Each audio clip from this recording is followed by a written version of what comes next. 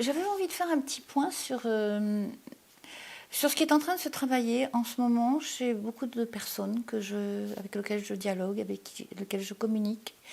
Au niveau du nettoyage que la psyché humaine est en train de faire en ce moment.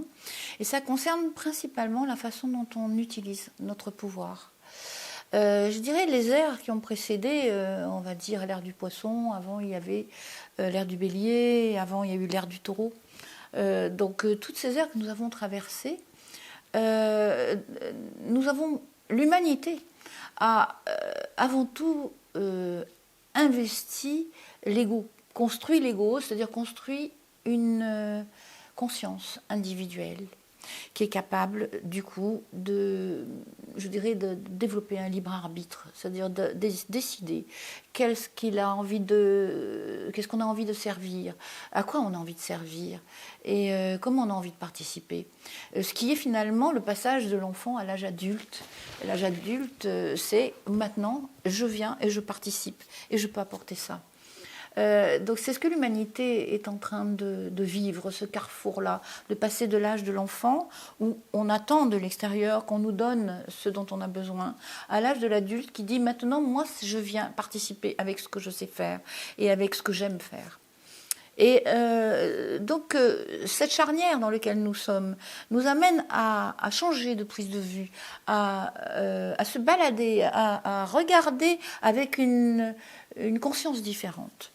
Et c'est ce mouvement-là que je vois se faire auprès des êtres qui sont en recherche et qui sont vraiment en travail intérieur et en quête, on va dire.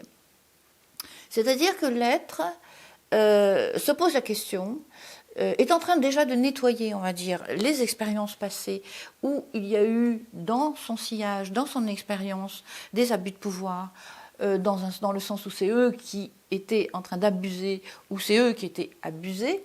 Et cette façon de fonctionner, qui est la façon dont l'ego fonctionne par peur de ne pas être puissant, par peur de perdre sa vie, par peur de perdre le pouvoir. Donc l'ego est beaucoup dans des joutes de pouvoir. Et lorsqu'on passe dans une autre façon de penser, c'est-à-dire au niveau de l'âme, l'âme pense que de toute façon elle est éternelle et que ce qui compte, c'est qu'ensemble nous avancions et ensemble nous participions au monde comme des cellules qui, dans un corps, ont chacune des fonctions. Et si elles assument bien leurs fonctions, le corps est sain, et vivant, et vivace, et fertile, et se déploie, et s'éveille. C'est un peu ce carrefour-là que nous sommes en train de faire au niveau de la psyché, de l'inconscient collectif, de l'humanité. Qu'est-ce que nous faisons de notre pouvoir?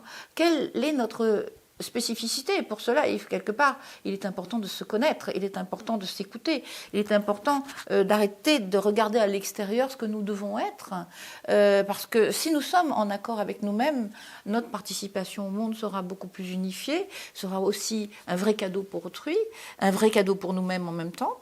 C'est-à-dire, on rentre dans une logique de gagnant-gagnant et non plus de gagnant-perdant. C'est ce carrefour-là que nous sommes en train de faire. Et ça passe par le besoin d'aller soigner toutes les empreintes douloureuses, mémorielles, toutes les cristallisations psychiques qui se sont cristallisées autour de ces problématiques de pouvoir, de gagnant-perdant, de dominé-dominant, de prédateur-prédaté, pour pouvoir rentrer dans une autre posture qui est « je suis » et j'invite l'autre à être vrai. Et lorsque nous sommes vrais, alors ce que nous vivons ensemble, c'est de la qualité, mais c'est aussi de la paix. C'est-à-dire, la logique de paix, c'est ensemble, nous sommes. Et chaque être est à sa place. Voilà, je vous remercie pour l'accueil de cette petite réflexion au sein de votre vie. À bientôt.